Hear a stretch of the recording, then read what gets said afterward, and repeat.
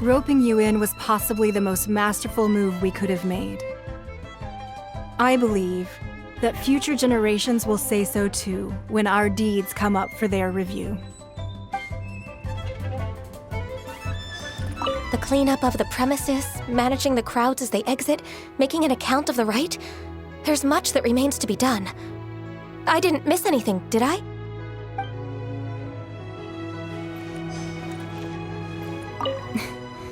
Why, were you just trying to look cool earlier, or are you really that selfless? If you were looking for someone, you could have just told me that in private.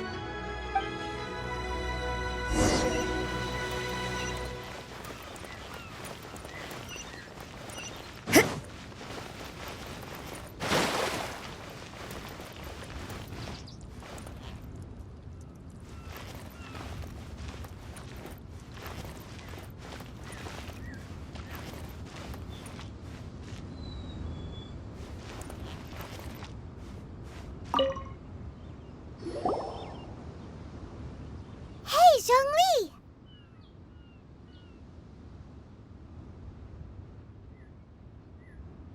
Look at this.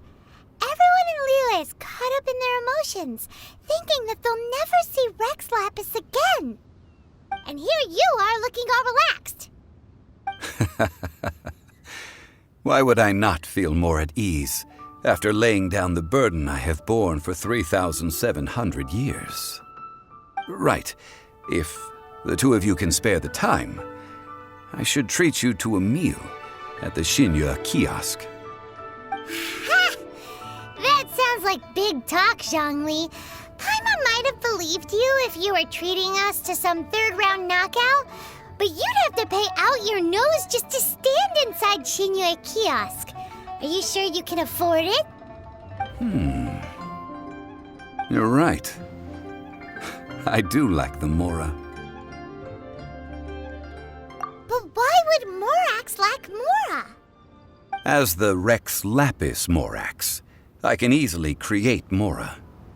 But since I have chosen to walk this earth as the mortal Zhongli, I should abide by the same rules that mortals do. When I was journeying with you, though I still had the Gnosis in hand, I knew that I must soon retire from my role as an Archon.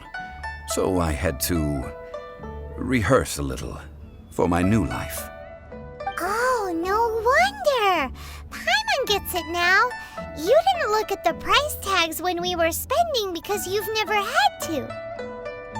But since you weren't used to not being able to just make more Mora as and when you wanted to, you had to try becoming a parasite to society who lives off of other people's credit. Well, we were only spending Fatui money.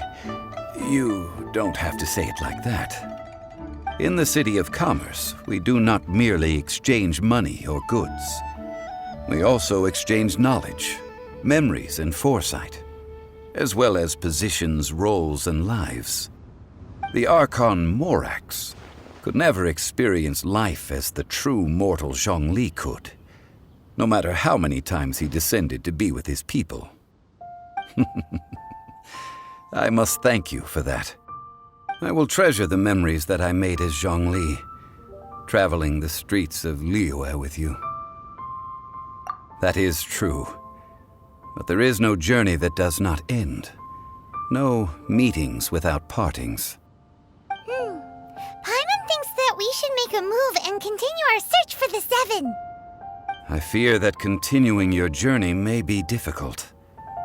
The nation that neighbors Liyue by sea, Inazuma, is presently closed.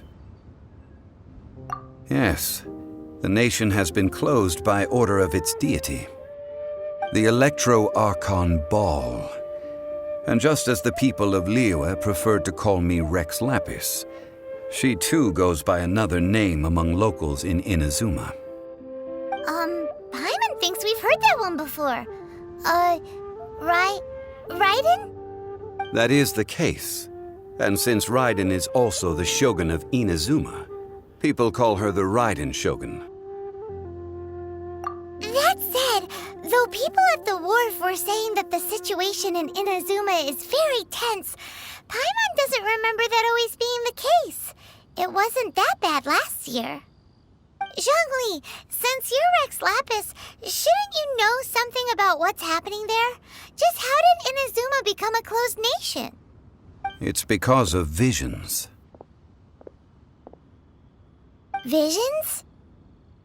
When faced with circumstances beyond their control, humans often bemoan their lack of power. But if a person shows true strength of will at a desperate and fateful moment in their life, the gods will look upon them with favor. This is what visions are. Magical foci bestowed upon those who have been acknowledged by the gods. Uh-huh. That's how people in Teyvat see it. But starting from last year, the Raiden Shogun began promulgating the Vision Hunt Decree. Vision Hunt Decree? Yes. It was an order to seize all visions within Inazuma's borders, and to inlay them upon the hands of the statue of the omnipresent god. They want to seize visions. But why? Aren't visions blessings from the gods? I should think that in the Raiden Shogun's eyes, it is precisely because they are divine blessings that they should be under the sole dominion of divinity.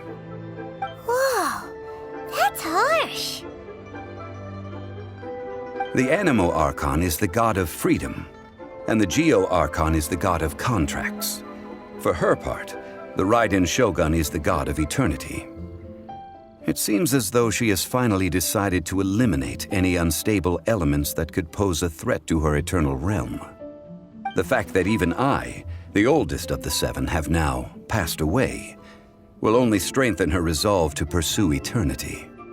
Knowing her, she must have again quoted that adage she is most fond of when proclaiming that decree to her people. 7 ideals for 7 gods, and of these, eternity is nearest unto the heavenly principles. All right then. Was there anything else you wish to know? Well then, I suppose you'll have to find a way to get inside this closed nation. Have patience. I suspect that some serendipity must first come into play.